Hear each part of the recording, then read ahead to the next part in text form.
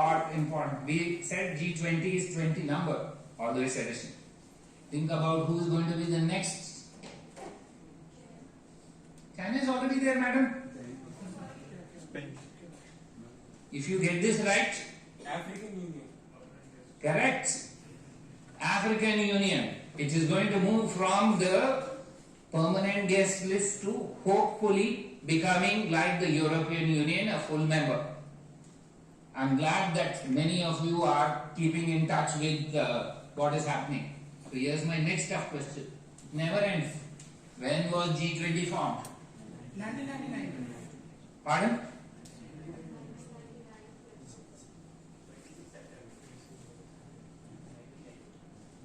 And why is this important? This is the year I passed up from here. I just thought I'd fool you, but you got it right.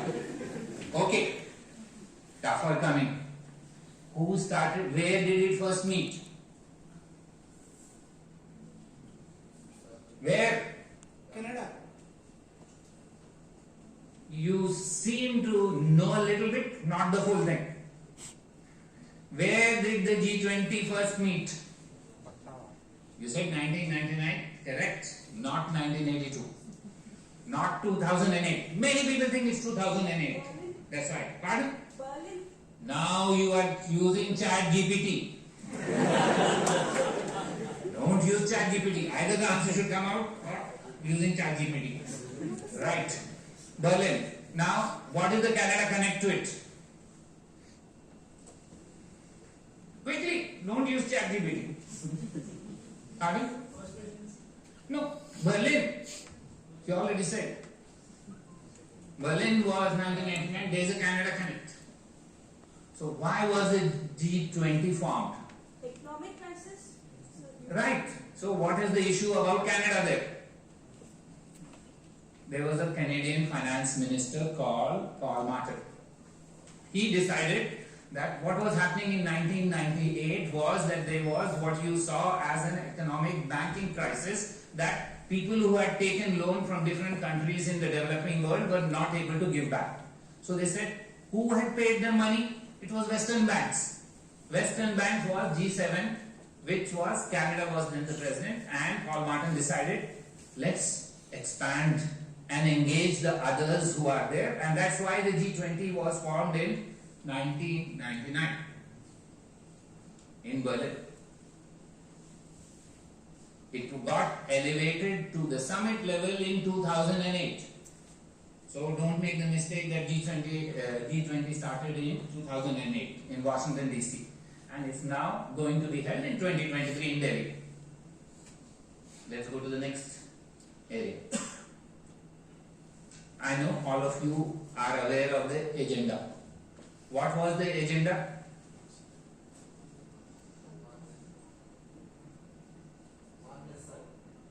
No, that is the agenda today. This is we are talking when it started. Economic. Right. Because the first issue is that cross-boundary matters need to be discussed in a cross-boundary manner. So if you think climate change can only be discussed by all of us here, or between Bangladesh and India we should not have, because there is a boundary we have drawn, it doesn't go, if there is a problem there, it doesn't come. No. Cross-boundary issues, by their very nature, needed to be discussed at a political level. So they decided that let's start with macroeconomic policy. However, this was 2008, and once politicians join, you know what happens. They start discussing everything like all friends join and discuss. It's not confined only to macroeconomic issues. It started expanding. And what did it do? It now discusses sustainable development. Then there was a pandemic, so health. Then there was climate and environment. There was issue. There is financial architecture coming up. We just heard about debt crisis. I'm just putting 5 ... So can you tell me how many sectors are there in G20 now? No, 5 is only. I didn't want to go down because it will take me more than half an hour there. Anybody? 70. How many sectors? There is energy, there is food, there is pardon?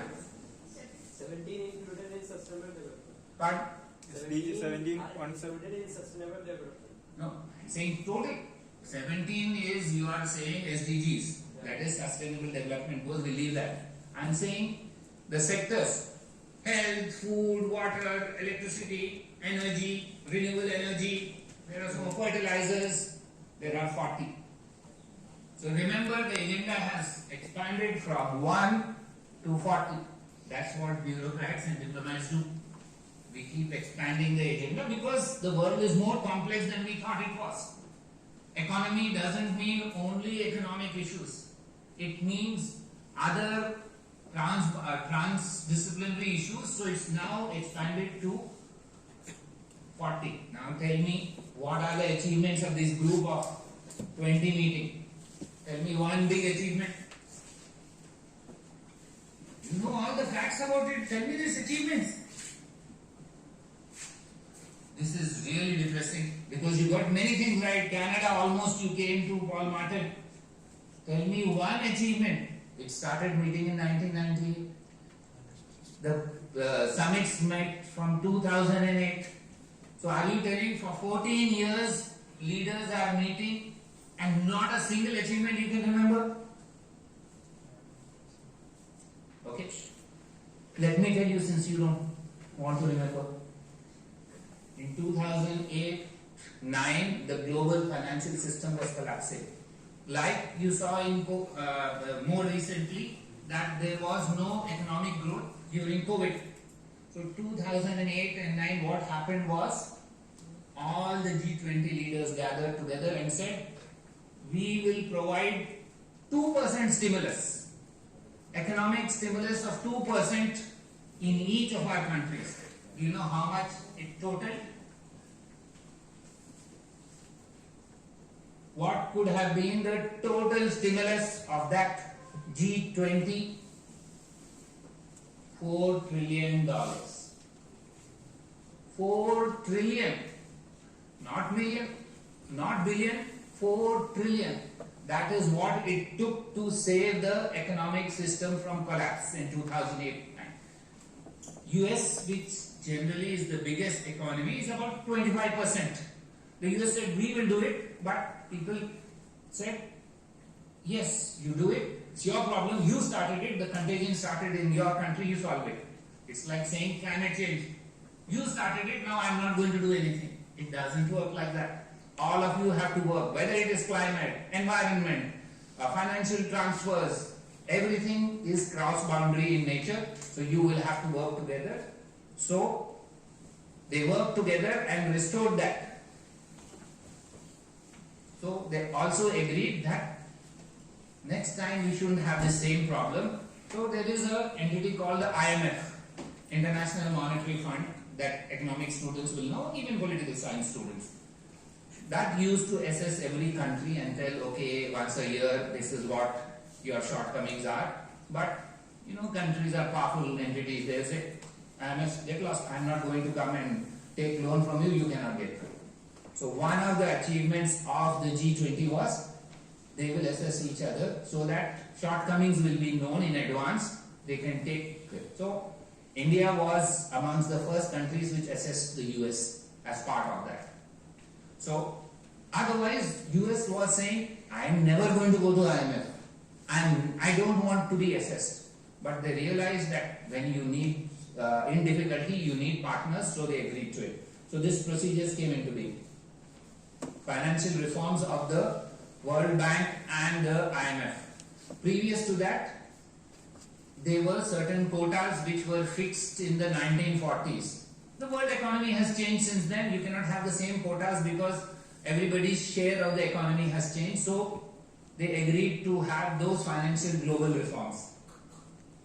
During the pandemic, the G20 agreed that, look, these countries are not going to be able to pay back the rest. I mean, G20 are big countries, they are economically sound countries, but the rest cannot. So all of them agreed that they will not insist on payments during that period. It's not much, It still says, it doesn't say we wipe off your debts, but it says that for the 2 years or 3 years, you don't need to pay, they will reschedule it. Otherwise, just imagine, in the pandemic, many of us who stayed at home, you don't have other sources of living, if you say continue to pay, you'll have a challenge. And that's what they did at a global level. So don't underestimate the abilities of these countries to work together, and that's why I want to show. This is the most important slide that I'm going to show. So look at this. This is the G20 countries from 1990 till 2020. Consistently, 80% of the global domestic product is from the G20. So we all think that the G7 is the most powerful economic group. Look how that group's abilities are coming down in economic terms.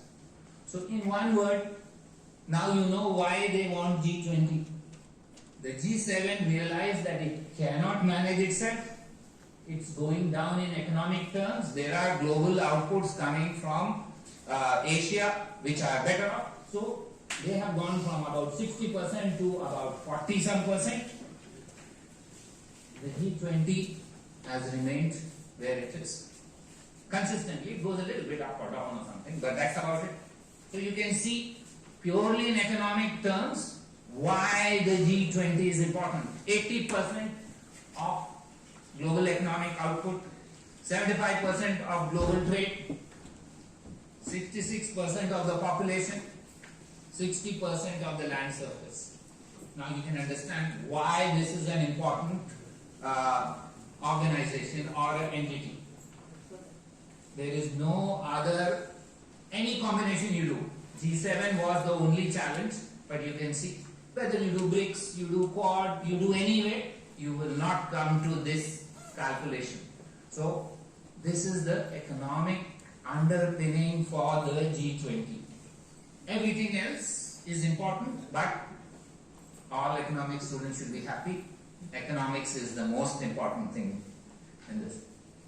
Now let's see, what is India's role going to be? All right, sir, this is fine. G20 is doing everything. What is India's role? So here it comes. In this year, India is going to host 56 cities meetings relating to G20. Never in our history in post-independent India have we had this sort of a thing. Now, again, unlike the UN or the SCO, which we are also going to chair this year. By the way, what is SCO? Very good. Shanghai Cooperation Organization is also, we are chairing it, but there is no other entity of this size which does not have a secretariat. So, if you don't have a secretariat, just imagine if this university was without the registrar and his office. Somebody has to do that. A lot of work is there that somebody has to do that. India does all that work for the G20 this year. That's why it's a big deal. So, it acts as a think tank for the G20. It sets the agenda for the G20. It will push issues. It will build consensus. It is everything for that 1 year. Now, even in my 40 years as a diplomat, there was never such an occasion.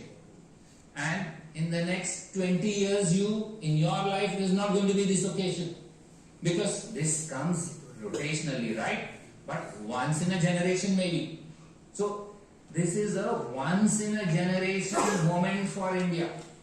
And that's why it's important. And that's why we need all of you to understand. You are not going to forget this year. Again, it's going to be a different experience next year. I remember when I was a small kid here,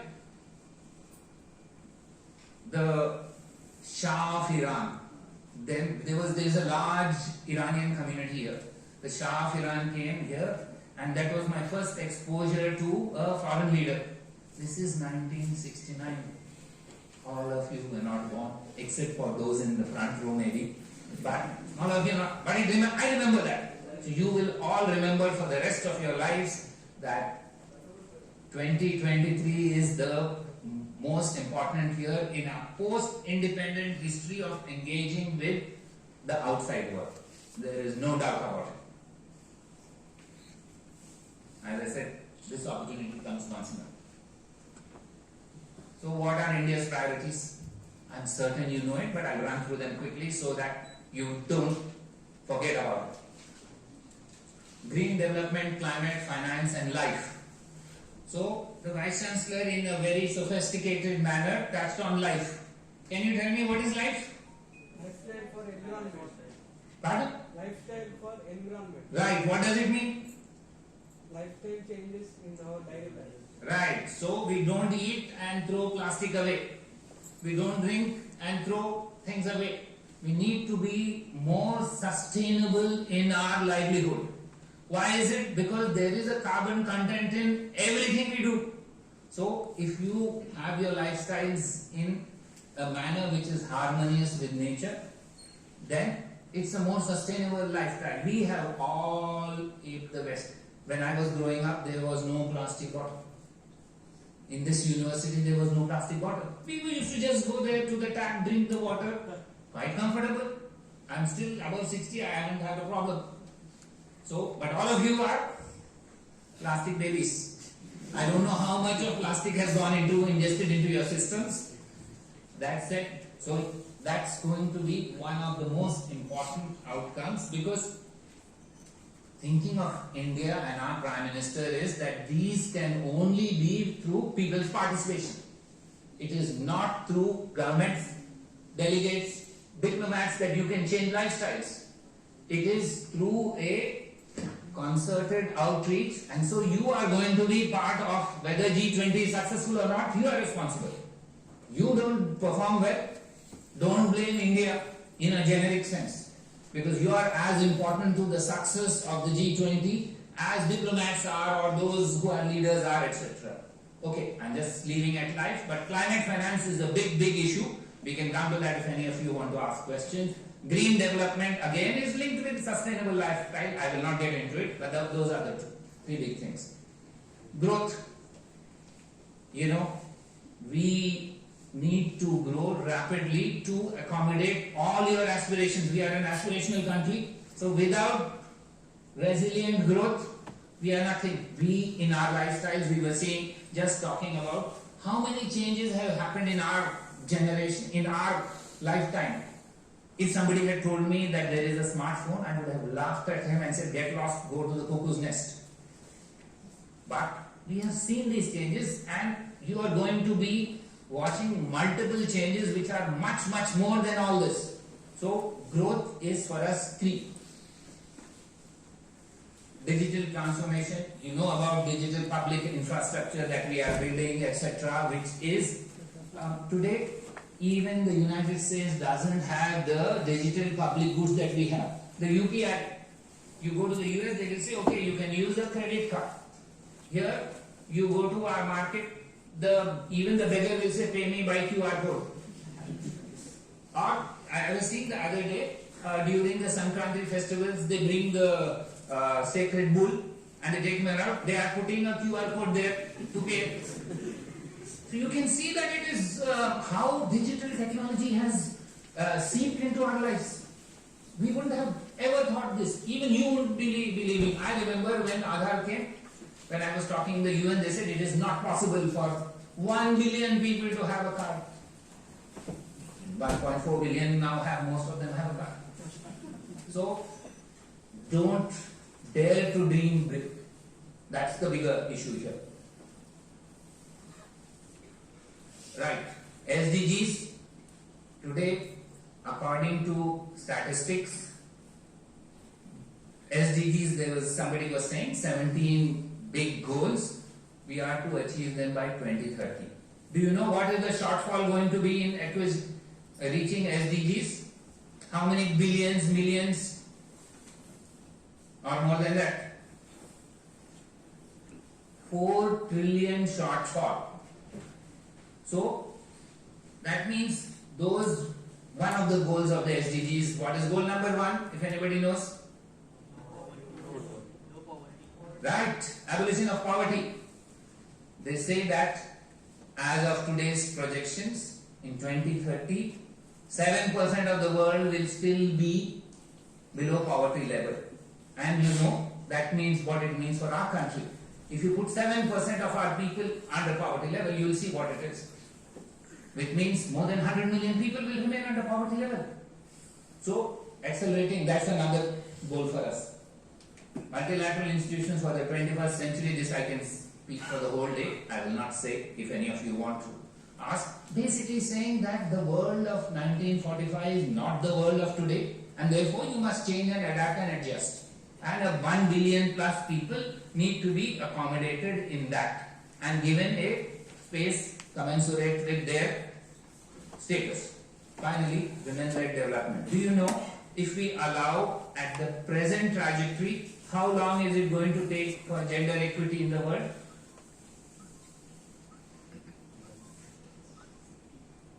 Guess.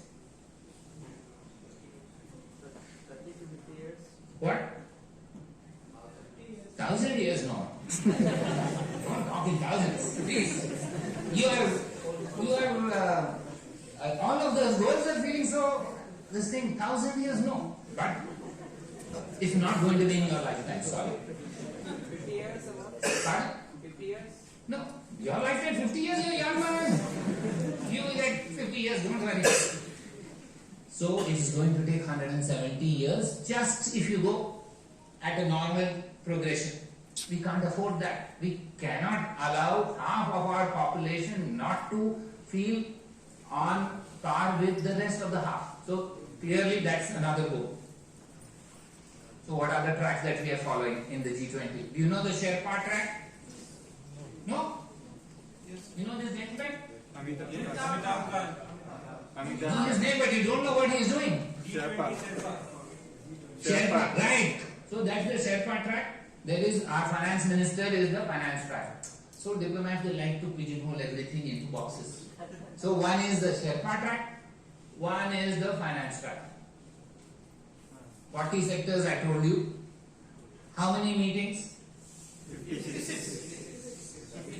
No, 56 cities. No, Delhi will have more. Delhi always more. Hyderabad will also have more than one. So 40 sectors, how many meetings? 20. Yes, 200 plus. 200 plus meetings. Is it covering every state? Pardon? Yes, it covers every state in India. 40 meetings under the finance track and 160 meetings approximately under the Sherpa track. 1 or 2 meetings here or there. They won't be under any track. Like foreign ministers, they don't like to be under Sherpa or finance. They like to be separate. But broadly, 200 meetings, 56 cities, 40 sectors. Just imagine the gargantuan effort that is being done here. Now tell me, alright sir, this is alright, this is for the world. What does it mean for India? You are talking economics, so what does it mean for India economically or otherwise? Number one, it will make all of you understand globally that you are linked with the globe, that what you do has an impact elsewhere, what somebody else does has an impact. Till today, how many of you knew, I mean not today, till a year ago, you thought Ukraine was some country far away. What happens there does not impact me. When the oil prices started going, your motorcycle was, you had to pay more for petrol. Suddenly you remembered, hey, this country which is so far off. When friends of yours who were studying, they had to come back, you realized what it is to bring them back from there. When prices of agricultural products started going up. So, please be clear that foreign policy is not foreign, far away, nothing to do with domestic. Gone are the days. In an intertwined world, you will, what impacts somewhere will have an influence, and a country like us, you are going to be those who are young and when the rest of the world is getting old. So many of you will solve problems for the rest of the world because there are no young people in the rest of the world except in India and Africa. And hopefully with your education, you will do well not only in India but outside. So start thinking of the world as one family, 1 unit, that's when you will grow. We are not an insular society which looks only inward, nothing about outside us. So it's important for you to understand that foreign policy is interlinked. What happens here impacts there, what happens there impacts here. Number 2, it will help leverage foreign investment into India. So many of the suggestions that we are making is for blended finance. Can somebody tell me what is blended finance?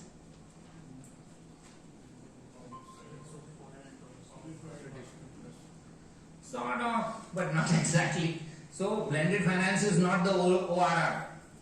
That's what public-private partnership is, ORR, the road here. Blended finance is that governments don't have money now to give more.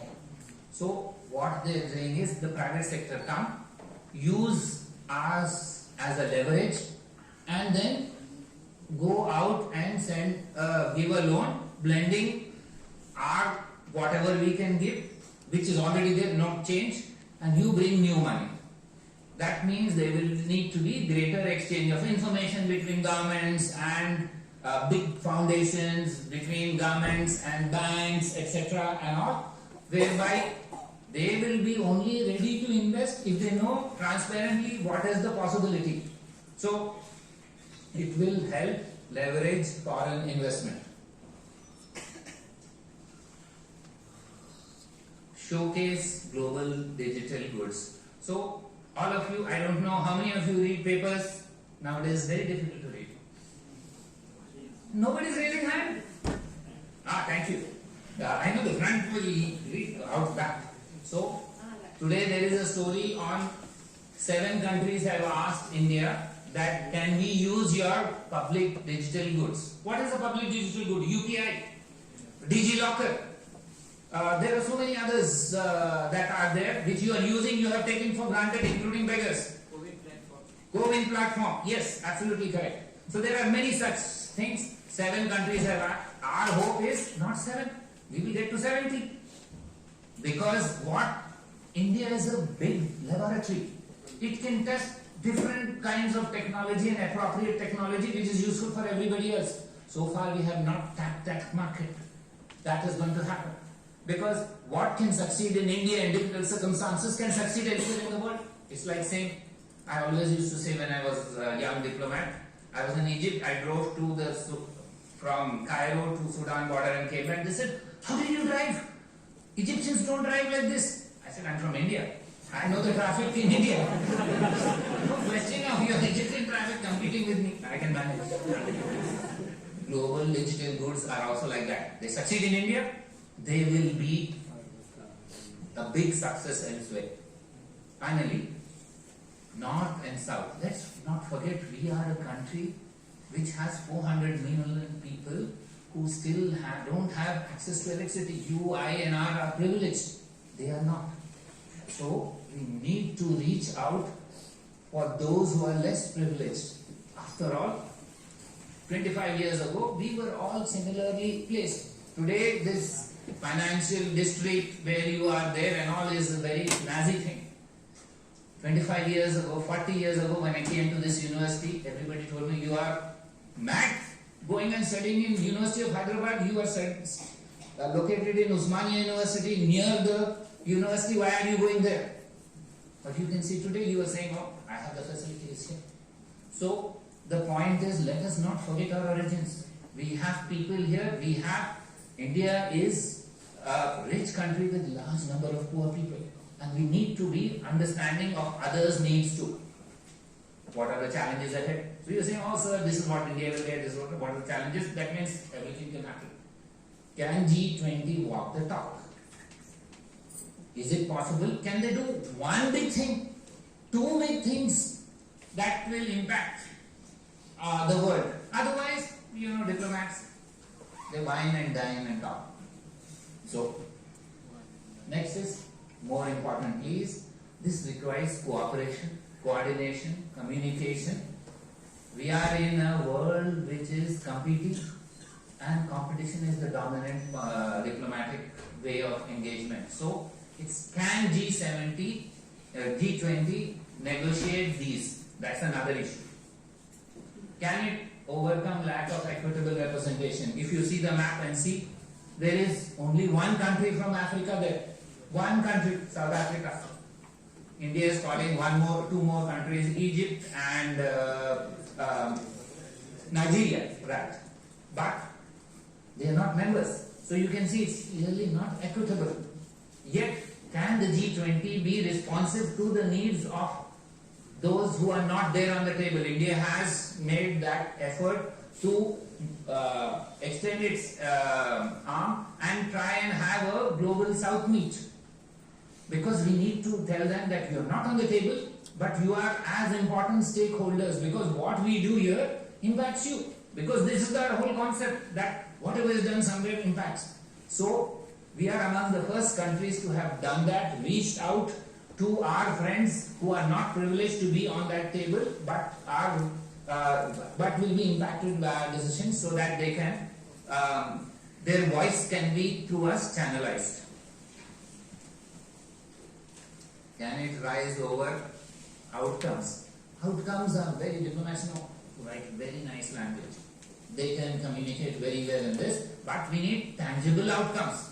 That's what, so that you can remember 2023 Delhi, this is what happened. I gave you 5 examples. So if we can do one thing that is good for the globe, it's fine.